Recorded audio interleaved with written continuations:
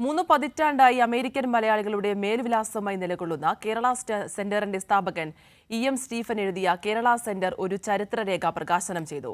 സർഗവേദിയുടെ ആഭിമുഖ്യത്തിലാണ് ചടങ്ങ് സംഘടിപ്പിച്ചത്. ജോസ് ചുമ്മാർ കോരക്കുടിലിൽ, അലക്സ് എസ്തപ്പാൻ, തമ്പി തലപ്പിള്ളി, കൈരളി ടിവിയുടെ US പ്രതിനിധി ജോസ് കടാപ്പുറം തുടങ്ങിയവർ പങ്കെടുത്തു. കേരള സെന്ററിന്റെ ചരിത്രം അമേരിക്കൻ മലയാളികളുടെ കൂടി ചരിത്രമെന്ന് ജോസ് കടാപ്പുറം പറഞ്ഞു. കേരള സെന്റർ രൂപീകരണത്തിൽ അനുഭവിച്ച ദുരിതങ്ങൾ എം സ്റ്റീഫന്റെയും കൂട്ടരുടെയും പോരാട്ടത്തിന്റെയും അതിജീവനത്തിന്റെയും അനുഭവ കഥയാണെന്നും ജോസ് കാടാപ്പുറം കൂട്ടിച്ചേർത്തു.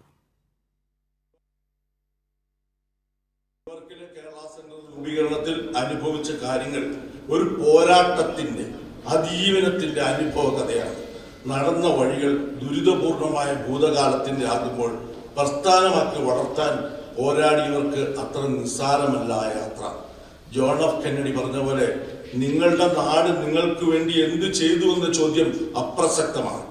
എന്നാൽ നിങ്ങൾ സ്വദേശത്തിന് വേണ്ടി എന്ത് ചെയ്തു എന്നതാണ് പ്രസക്തവും പ്രധാനവും. അതെ, മഹനീയമായ ചോദ്യത്തിന് ഉത്തരമാണ് എം സ്റ്റീഫൻ എന്ന നാട്ടുപുറത്തുകാരനായ അമേരിക്കൻ പ്രവാസിയുടെയും കുറച്ച് മഹത് വ്യക്തികളുടെയും അഭിമാനകരമായ കഠിനാധ്വാനത്തിന്റെ പൂർത്തീകരണമാണ് ന്യൂയോർക്കിലെ കേരള സെന്റർ എന്ന സ്ഥാപനം.